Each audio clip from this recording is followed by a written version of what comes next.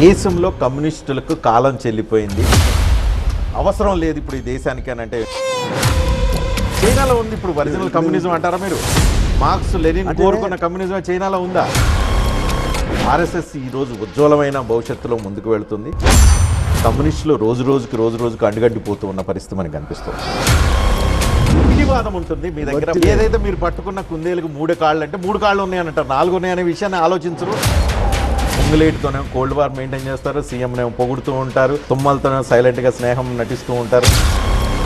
ఇప్పుడు ఇజాలకు కాలం చెల్లిపోయింది, కమ్యూనిజం లేదు, మావోయిజం లేదు, ఉన్నదంతా టూరిజం తప్ప ఇంకేం లేదండి.